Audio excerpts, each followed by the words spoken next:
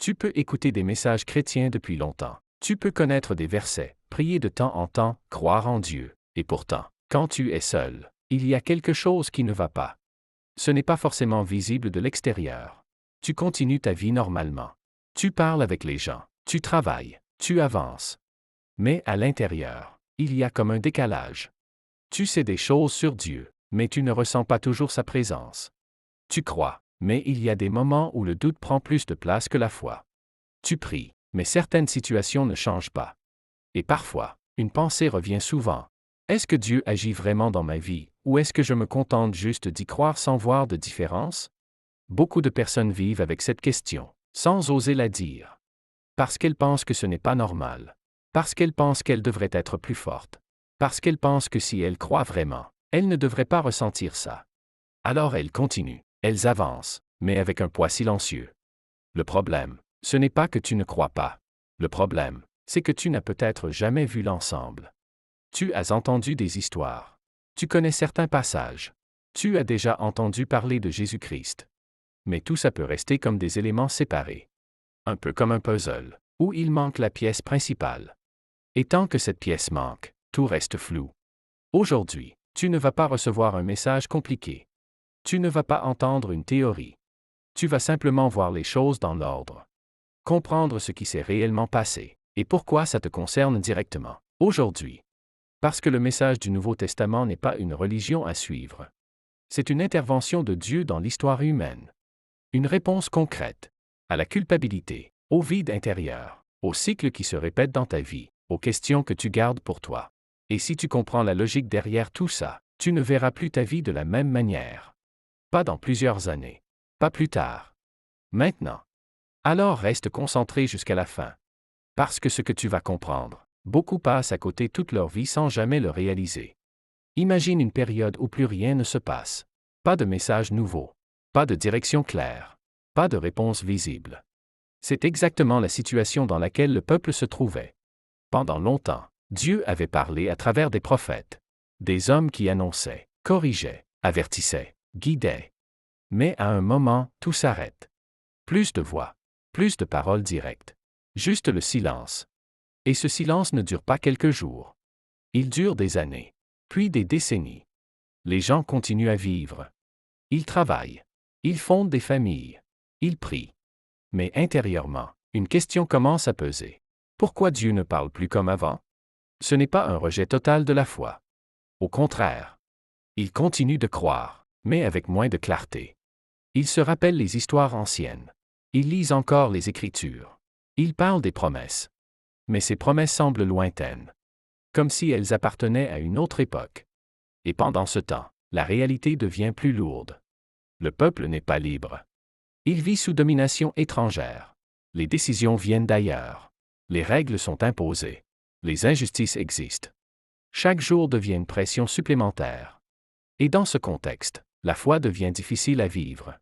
Pas en théorie, mais en pratique. Parce que croire quand tout va bien, c'est simple. Mais croire quand rien ne change, c'est autre chose. À l'intérieur même du système religieux, il y a aussi une tension. Certains cherchent Dieu sincèrement. D'autres transforment la foi en règles. Des règles nombreuses. Des exigences lourdes. Et au lieu d'aider les gens, cela les fatigue encore plus. Résultat. Les gens sont coincés entre deux réalités. D'un côté, ils veulent croire. De l'autre, ils ne comprennent plus ce qui se passe. Et c'est là que beaucoup commencent à se tromper. Parce que le silence de Dieu est souvent mal interprété. Certains pensent, Dieu m'a oublié, Dieu ne fait plus rien, Dieu est loin. Mais ce n'est pas ça. Le silence ne veut pas dire que Dieu est absent. Le silence peut être une préparation. Un moment où rien n'est visible, mais où quelque chose est en train de se mettre en place. Un peu comme juste avant un changement important. Tout semble calme. Mais en réalité, la situation est en train d'évoluer. Et dans cette période, il y a deux types de réactions. Certains abandonnent progressivement. Ils continuent en apparence, mais intérieurement, ils lâchent. D'autres tiennent. Pas parce qu'ils voient quelque chose, mais parce qu'ils choisissent de continuer à croire, même sans preuve immédiate. Ils gardent les promesses en tête. Ils s'accrochent à ce qu'ils ont entendu. Même si rien ne semble bouger. Et c'est précisément dans ce genre de moment que tout peut basculer. Pas quand tout est clair. Pas quand tout est facile. Mais quand tout semble bloqué. Parce que c'est souvent là que Dieu commence à agir d'une manière différente. Maintenant, mets-toi à la place des gens de cette époque. Tu vis dans un système que tu ne contrôles pas.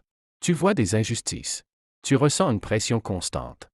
Et en même temps, tu entends parler d'une promesse. Un jour, Dieu va intervenir. Un Messie va venir. Un libérateur. Alors naturellement, tu te fais une idée. Tu imagines quelqu'un de fort. Quelqu'un qui va renverser le système.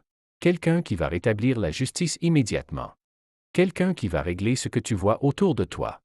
C'est logique. Quand la situation extérieure est difficile, tu attends une solution extérieure.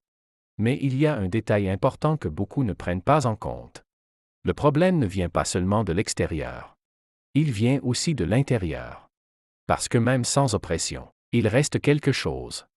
Des mauvaises décisions, des pensées que tu ne contrôles pas toujours, des habitudes qui reviennent, une culpabilité que tu portes en silence.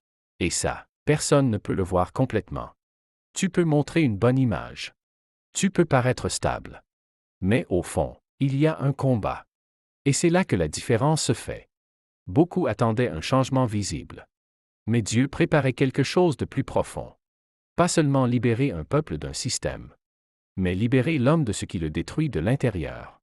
Parce que si le problème intérieur n'est pas réglé, même si les circonstances changent, rien ne dure.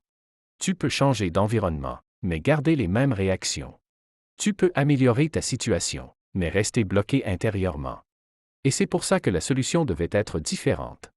Pas superficielle. Pas temporaire. Mais complète. Et pendant que les gens attendaient une réponse extérieure, Dieu préparait une réponse intérieure. Une transformation réelle. Quelque chose qui touche le cœur, les pensées, les motivations. Pas seulement les conditions de vie. Mais ça, personne ne le voyait encore clairement. Les attentes humaines allaient dans une direction. Le plan de Dieu allait dans une autre. Et c'est souvent là que les gens passent à côté. Parce qu'ils cherchent une solution précise. Alors que Dieu agit autrement. Pas pour compliquer les choses, mais pour aller à la racine.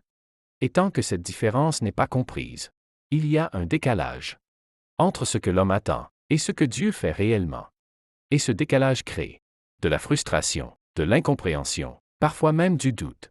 Mais en réalité, ce n'est pas un problème. C'est une étape. Une étape où les attentes doivent être ajustées. Parce que la suite ne va pas répondre seulement à ce que les gens imaginent. Elle va répondre à ce dont ils ont réellement besoin. Même s'ils ne le réalisent pas encore. Regarde maintenant une scène beaucoup plus précise. Pas une foule. Pas une nation entière. Juste deux personnes. Zacharie et Élisabeth. Un couple normal en apparence. Ils croient en Dieu.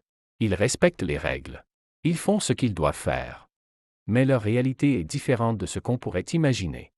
Ils portent une situation difficile depuis longtemps. Ils n'ont pas d'enfants. Et à cette époque, ce n'est pas un détail. C'est quelque chose de lourd. Pas seulement personnellement, mais aussi socialement. C'est une douleur qu'on ne montre pas toujours. Mais qui est là. Constante. Silencieuse. Les années passent. Ils continuent à vivre. Ils continuent à prier. Mais avec le temps, quelque chose change. Pas forcément leur foi. Mais leurs attentes. Parce qu'à force d'attendre, on commence à se dire que certaines choses n'arriveront plus. On s'adapte. On avance autrement. On accepte ce qui semble définitif. Et c'est exactement dans ce contexte que quelque chose d'inhabituel se produit.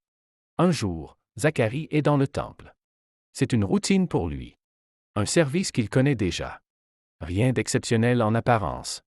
Mais cette fois, quelque chose change. Un ange apparaît. Pas dans un rêve. Pas dans une idée. Réellement.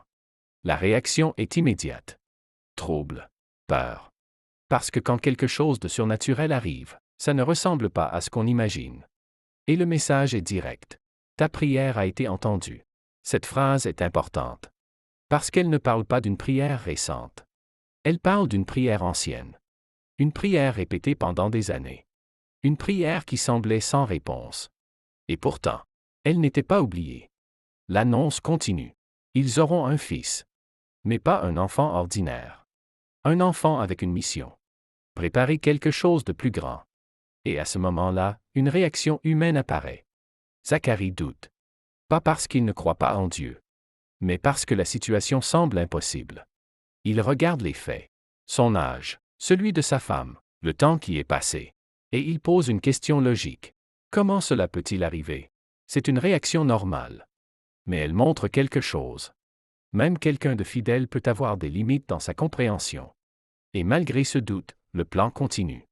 Dieu ne s'arrête pas à l'hésitation humaine. Mais il marque ce moment. Zacharie perd la parole pendant un temps. Un silence imposé. Un contraste fort avec tout ce qui se passe. Il sort du temple, avec une réponse dans sa vie, mais sans pouvoir l'expliquer. Et autour de lui, les gens remarquent. Quelque chose s'est passé. Sans savoir exactement quoi. Puis, le temps avance. Élisabeth tombe enceinte. Et là, on voit une autre réaction. Pas de spectacle. Pas d'exposition. Elle prend du recul. Elle observe. Elle réalise. Et elle reconnaît une chose simple. Dieu a agi. Pas selon le calendrier humain. Pas selon la logique visible. Mais au bon moment. Ce que cette scène montre est clair. Une prière peut rester sans réponse visible pendant longtemps. Une situation peut sembler bloquée. Une personne peut continuer malgré tout. Et puis, sans prévenir. Tout peut changer. Pas progressivement. Mais de manière précise. Et ce changement ne concerne pas seulement eux. Il fait partie d'un plan plus large. Quelque chose est en train de commencer. Même si, à ce stade, peu de gens en comprennent l'importance. Maintenant, la scène change complètement. On passe d'un homme âgé dans un temple, à une jeune femme dans une vie simple. Marie. Pas une personne connue. Pas une position importante. Pas une influence particulière. Une vie normale. Et c'est précisément dans ce type de situation que quelque chose d'inattendu se produit. Un ange apparaît. Encore une fois, pas dans un cadre spectaculaire, mais dans un moment ordinaire. Le message est clair. Elle a été choisie. Pas pour une tâche simple, mais pour porter un enfant qui aura une place unique. Un enfant qui va marquer l'histoire. Et immédiatement, une réaction logique arrive. Elle pose une question. Comment cela va se faire? Ce n'est pas un refus. Ce n'est pas une opposition. C'est une tentative de comprendre. Parce que ce qui est annoncé dépasse complètement la logique humaine. Et la réponse est donnée. Ce ne sera pas un processus normal. Ce sera une intervention directe de Dieu. À ce moment-là, plusieurs options existent. Elle peut refuser. Elle peut avoir peur. Elle peut penser aux conséquences. Parce que dans sa réalité, cette situation peut créer des jugements, des accusations, une incompréhension totale des autres.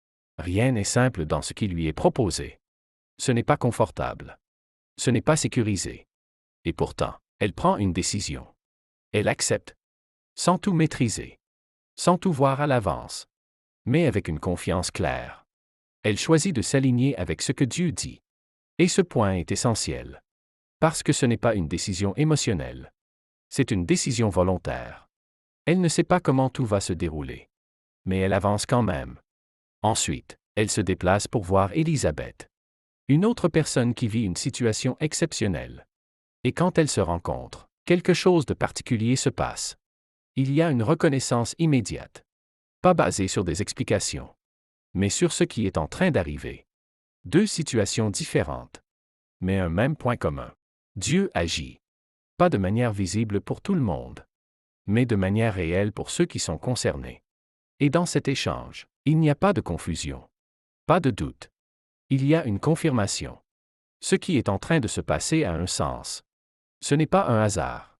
Ce n'est pas une coïncidence. C'est un enchaînement précis. Ce que cette partie montre est direct. Dieu ne choisit pas selon les critères humains. Il ne cherche pas les profils les plus visibles. Il agit là où personne ne regarde. Et surtout, il attend une réponse. Pas une perfection.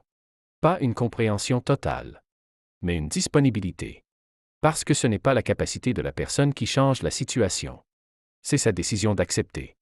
Et à partir de ce moment-là, tout avance. Pas forcément de manière facile. Mais dans une direction claire. Maintenant, regarde la situation sous un autre angle. Pas celui de Marie, mais celui de Joseph. Pour lui, tout commence par une information difficile. La femme avec qui il est engagé est enceinte. Et dans sa réalité, il n'y a qu'une seule explication logique. C'est une situation qui peut détruire une relation, une réputation, un avenir. Il ne comprend pas ce qui se passe. Et contrairement à Marie, il n'a pas encore d'explication divine. Il doit réagir avec les éléments qu'il a. Et sa première décision est importante. Il ne cherche pas à exposer la situation. Il ne cherche pas à créer un scandale. Il choisit une solution discrète. Se retirer sans faire de bruit. C'est une décision mesurée. Une décision qui montre déjà son caractère. Mais à ce moment précis, quelque chose intervient. Un ange lui apparaît en songe. Le message est direct. Ce qui se passe ne vient pas d'une erreur humaine. Cela fait partie d'un plan. Et ce plan le concerne aussi. Il reçoit une instruction claire. Ne pas fuir, rester, accepter la situation, prendre sa place.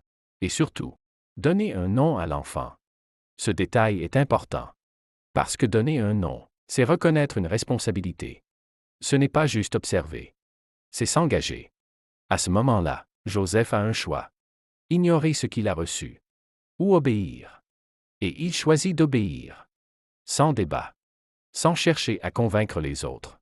Sans essayer de se justifier. Il agit. Et cette action est silencieuse. Personne ne voit tout ce qui se passe intérieurement. Personne ne comprend complètement sa position. Mais il avance quand même. Ce que cette partie montre est clair. Certaines décisions ne sont pas visibles. Certaines obéissances ne sont pas reconnues. Certaines responsabilités sont lourdes. Et pourtant, elles sont essentielles. Parce que sans cette décision, la suite ne se déroule pas de la même manière. Joseph ne fait pas de discours. Il ne prend pas la lumière. Mais il tient sa position.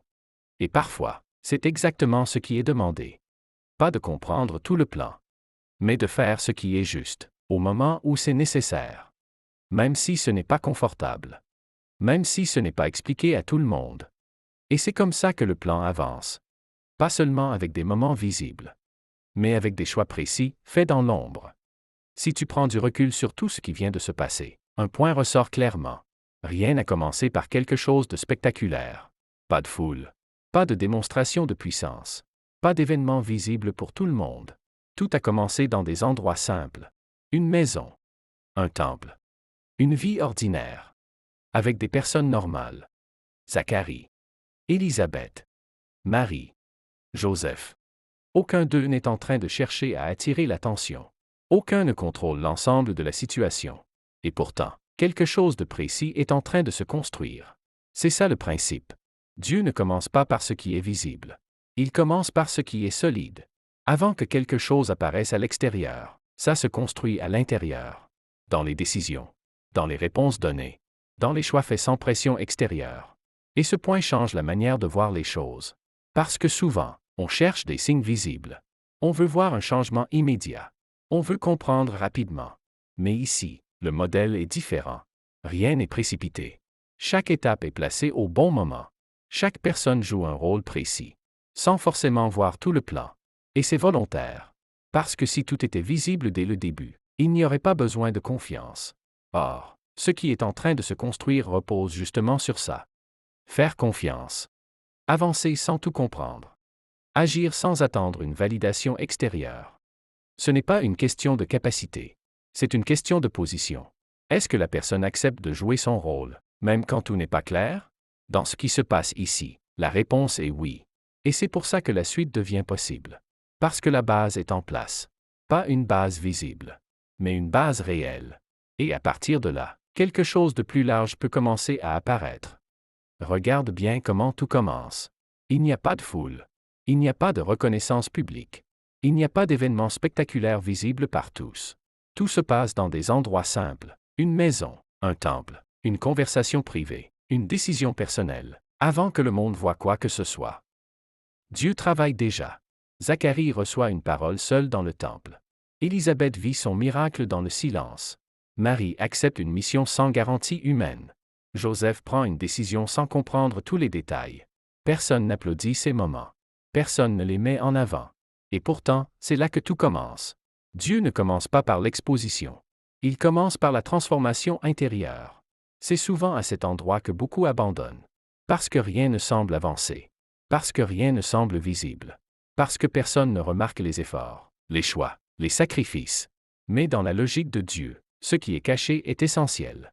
Avant l'impact visible, il y a une préparation invisible. Avant les résultats, il y a des décisions. Avant les grandes étapes, il y a des petits oui répétés. Ce que tu fais aujourd'hui, dans le secret, a du poids. Même si personne ne le voit. Même si personne ne le comprend.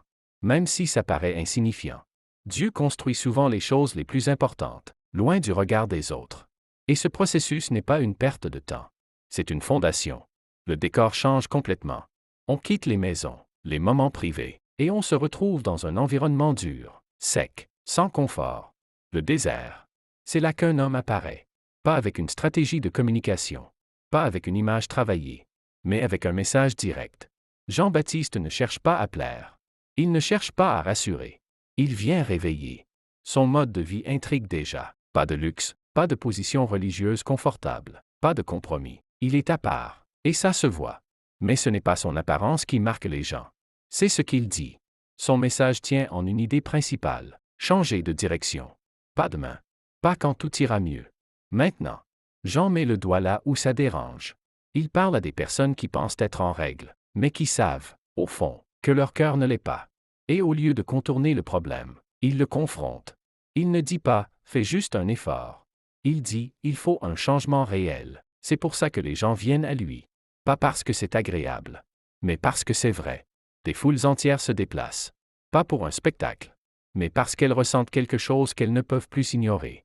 Certaines personnes viennent avec de la curiosité, d'autres avec de la culpabilité, d'autres encore avec un désir sincère de changer. Et Jean ne traite pas tout le monde de la même manière. Il discerne. Quand il voit de l'hypocrisie, il la dénonce. Quand il voit une vraie recherche, il répond. Il refuse que la foi devienne une façade. À ceux qui pensent que leur identité religieuse suffit, il enlève cette sécurité. Il fait comprendre une chose essentielle. Ce n'est pas ton statut qui compte. C'est ton cœur. Et ça crée un choc. Parce que beaucoup s'étaient habitués à une religion extérieure. Jean casse ça. Il ramène tout à l'essentiel. La vérité, la sincérité, la responsabilité personnelle. Et il introduit un acte fort, le baptême. Pas comme une tradition vide, mais comme un signe visible d'un changement intérieur. Les gens entrent dans l'eau avec une intention claire, laisser derrière eux leur ancienne manière de vivre. C'est une prise de position. Pas parfaite, mais réelle. Et dans tout ça, Jean garde une ligne claire. Il n'adoucit pas son message pour garder les foules. Il ne modifie pas la vérité pour être accepté. Il sait que son rôle n'est pas de plaire. Son rôle est de préparer. Préparer des personnes prêtes à entendre et à recevoir ce qui vient ensuite. Parce que son message, aussi fort soit-il, n'est pas la finalité. C'est une préparation. Une étape nécessaire pour que les cœurs soient prêts. À ce moment-là, quelque chose d'important se produit. Les gens n'écoutent plus seulement. Ils commencent à réagir. Une question revient. Qu'est-ce qu'on doit faire? Et la réponse de Jean est surprenante. Il ne donne pas un discours compliqué. Il ne parle pas de rituels difficiles à suivre. Il parle de choses simples, directes. Si tu as plus que les autres, partage. Si tu es malhonnête, arrête. Si tu abuses de ta position, change. Il ramène la foi à la vie quotidienne. Pas dans des moments exceptionnels, mais dans les décisions normales de tous les jours. Comment tu traites les autres? Comment tu gères ton argent? Comment tu réagis quand personne ne te regarde? C'est là que la repentance devient réelle. Ce n'est pas juste ressentir quelque chose pendant un moment. Ce n'est pas dire « je vais changer » sans rien modifier. C'est prendre une direction différente. Concrètement. Et ça dérange, parce que ça enlève les excuses. On ne peut plus se cacher derrière des paroles, une image, une habitude religieuse. J'en montre que si le cœur change vraiment, la vie change aussi. Pas parfaitement, mais visiblement. Chaque domaine est concerné. Les relations, les choix, les priorités. La repentance devient alors un point de départ. Pas une émotion passagère, mais une décision qui influence la suite. Et à partir de là, chacun se retrouve face à lui-même. Continuer comme avant, ou accepter de changer quelque chose de concret. Plus j'en parle, plus son influence grandit. Les gens viennent de partout. Son nom circule. Son message marque. Et naturellement, une question commence à se poser. Est-ce que c'est lui le Messie? Dans ce genre de situation, beaucoup auraient profité. Plus d'attention, plus de pouvoir, plus de reconnaissance. Mais Jean fait exactement l'inverse. Il met une limite claire. Il dit, en substance, je ne suis pas celui que vous attendez. Il refuse de prendre une place qui n'est pas la sienne. Et il va encore plus loin. Il explique que quelqu'un arrive après lui, mais qu'il est bien au-dessus de lui. Quelqu'un de plus grand. Quelqu'un de plus puissant. Jean ne garde pas l'attention pour lui. Il l'a redirigé. C'est là que son rôle devient clair. Il n'est pas le centre. Il est un repère. Il ne construit pas sa propre image. Il prépare le terrain pour quelqu'un d'autre.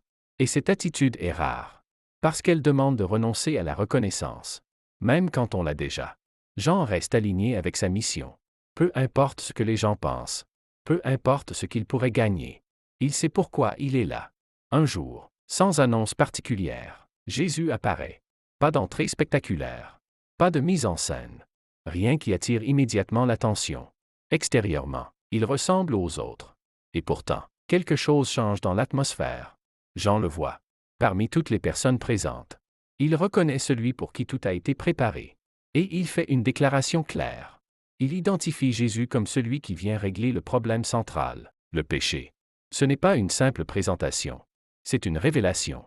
Parce que depuis le début, les gens cherchent des solutions, à leur culpabilité, à leur fatigue intérieure, à leur distance avec Dieu. Et Jean montre que la réponse n'est pas une méthode. Ce n'est pas un système. Ce n'est pas un effort humain supplémentaire. C'est une personne. Jésus ne vient pas améliorer la religion existante. Il vient répondre à ce qui manque réellement. Et c'est là que beaucoup peuvent passer à côté. Parce qu'il n'a pas l'apparence attendue. Pas de pouvoir visible. Pas de statut impressionnant. Pas de démonstration immédiate. Mais son rôle est bien plus profond. Il ne vient pas seulement parler. Il vient agir. Et à partir de ce moment, tout bascule. Ce que Jean annonçait devient concret. Ce que les gens attendaient commence à se manifester. Sans bruit. Sans pression. Mais avec une direction claire. Jésus s'approche de Jean. Comme les autres. Sans privilège visible. Sans traitement particulier. Il demande à être baptisé. Et là, il y a une tension. Jean comprend immédiatement que quelque chose ne correspond pas. Depuis le début, il appelle les gens à changer, à reconnaître leurs erreurs. Mais Jésus n'entre pas dans cette catégorie. Alors Jean hésite. Il essaie de refuser. Il dit, en substance, ce n'est pas logique, c'est moi qui devrais venir à toi. Mais Jésus insiste. Pas pour corriger Jean. Pas pour prouver quelque chose. Mais pour accomplir une étape précise. Il choisit de passer par le même chemin que les autres. Non pas par nécessité, mais par décision. C'est un positionnement. Il ne se place pas au-dessus. Il se place au milieu. Il ne commence pas par s'imposer. Il commence par s'identifier. Et dans cet acte, il y a un message clair. Jésus ne reste pas à distance de l'humanité. Il entre dans sa réalité. Il accepte de se tenir là où les gens reconnaissent leurs besoins. Ce moment marque un tournant. Ce n'est pas encore un enseignement public. Ce n'est pas encore un miracle visible. Mais c'est le début concret de son engagement. Une manière de dire, il ne vient pas observer de loin. Il vient s'impliquer directement. Maintenant, mais tout ensemble. Ce que tu viens de voir, ce n'est pas juste une histoire ancienne. C'est un modèle. Le silence, l'attente, les doutes, les situations qui semblent bloquées. Tout ça fait partie du processus. Dieu n'est pas absent pendant ces moments. Il prépare. Ensuite, il agit. Mais pas toujours comme on l'imagine. Pas forcément avec du spectaculaire. Souvent à travers des décisions simples. Ce que Zacharie, Marie et Joseph ont fait, c'était dire oui, même sans tout comprendre. Ce que Jean a fait, c'était appeler à un changement réel. Et ce que Jésus fait, c'est répondre au problème à la racine. Alors la question devient personnelle. Pas pour les autres. Pour toi. Qu'est-ce que tu fais avec ça? Est-ce que tu continues comme avant, en espérant que les choses changent toutes seules? Ou est-ce que tu prends une décision? Peut-être pas tout changer d'un coup, mais commencer quelque part. Revenir à Dieu. Être honnête avec toi-même. Laisser certaines habitudes. Pas pour suivre une règle, mais pour avancer réellement. Parce que le message est simple. Le changement commence quand tu acceptes de bouger. Même légèrement. Même imparfaitement. Mais concrètement. Arrive maintenant le moment où tu ne peux plus juste écouter. Tu dois réagir. Parce que ce type de message crée toujours deux options. Soit tu passes à autre chose. Soit tu prends position. Pas forcément une décision énorme, mais une décision réelle. Tu peux reconnaître que quelque chose t'a parlé. Pas tout, mais au moins une partie. Peut-être que tu t'es reconnu dans le vide intérieur, la fatigue, ou le besoin de changer quelque chose. Alors ne laisse pas ça s'arrêter ici. Fais un premier pas simple. Pas visible pour tout le monde, mais sincère. Prends un moment. Réfléchis honnêtement. Qu'est-ce que tu dois ajuster? Une attitude? Une habitude? Une direction? Commence là. Et si ce message t'a aidé à voir plus clair? Ne le garde pas pour toi. Parce que beaucoup vivent les mêmes choses, sans savoir par où commencer. Abonne-toi pour continuer à avancer avec ce type de contenu. Et écris en commentaire, je décide d'avancer, pas pour faire bien, mais pour marquer un point de départ. Parce qu'au final, ce qui compte, ce n'est pas ce que tu ressens maintenant. C'est ce que tu vas faire après. Ne coupe pas maintenant. Parce que c'est souvent ici que tout se joue. Beaucoup écoutent un message, ressentent quelque chose, et passent à autre chose quelques minutes après. Et tout revient comme avant. Les mêmes pensées, les mêmes habitudes, les mêmes blocages. Pas parce que le message n'était pas bon, mais parce qu'il n'a pas été retenu. Alors prends quelques secondes. Reviens sur ce que tu viens d'entendre. Pas tout. Juste l'essentiel. Tu as vu que Dieu agit même dans le silence. Le changement commence à l'intérieur. Et les décisions simples ont un impact réel. Ce n'est pas compliqué. Mais ça demande de rester conscient. Parce que le quotidien efface vite ce genre de prise de conscience. Les distractions arrivent. Les priorités changent. Et ce qui était clair devient flou. C'est pour ça que tu dois fixer quelque chose. Pas une grande résolution. Juste un rappel. Une pensée que tu gardes avec toi après cette vidéo. Par exemple, je ne reste pas au même point. C'est simple. Mais ça oriente. Et si tu continues à exposer ton esprit à ce type de contenu, tu renforces ce changement. Petit à petit. Sans pression. Mais avec constance. Parce qu'au final, ce n'est pas un moment qui transforme une vie. C'est une direction maintenue. Avant que tu partes, retiens une chose simple. Rien de ce que tu viens d'entendre n'est théorique. Ce n'est pas réservé à une époque. Ce n'est pas réservé à certaines personnes. C'est concret. Et ça te concerne directement. Dieu n'a pas commencé cette histoire pour l'arrêter au milieu. Ce qu'il a initié à travers ces événements, il continue encore aujourd'hui. Mais il y a un point important. Dieu agit. Oui. Mais il ne force pas. Il invite. Et beaucoup passent à côté, non pas parce que Dieu est absent, mais parce qu'il reste passif. Ils attendent de ressentir quelque chose. Ils attendent le bon moment. Ils attendent que tout soit clair. Mais pendant ce temps, rien ne change. Pas parce que c'est impossible, mais parce qu'aucune décision n'est prise. Tu n'as pas besoin de tout comprendre pour commencer. Tu n'as pas besoin d'être parfait. Tu as juste besoin d'être honnête et prêt à avancer. Même si c'est petit. Même si c'est imparfait. Parce que c'est comme ça que tout ce que tu as entendu commence à devenir réel. Pas d'un coup, mais progressivement. Et si tu dois retenir une dernière chose, c'est celle-ci. Ne reste pas au même endroit après avoir compris. Avance. Il y a un moment où écouter ne suffit plus. Tu peux accumuler des messages, comprendre beaucoup de choses, mais rester exactement au même point. Et c'est là le vrai risque. Pas de ne pas savoir, mais de ne rien faire avec ce que tu sais. Ce que tu viens de suivre n'est pas compliqué. Tout est revenu plusieurs fois. Dieu agit, même quand tu ne le vois pas. Le changement commence à l'intérieur. Et il passe par des décisions concrètes. Maintenant, la suite dépend de toi. Pas demain. Pas quand tu seras plus prêt. Maintenant. Parce que plus tu attends, plus tu retournes facilement dans ce que tu connais déjà. Les mêmes réactions, les mêmes choix, les mêmes résultats. Et au final, tu peux avoir compris, sans jamais expérimenter. Alors garde ça simple.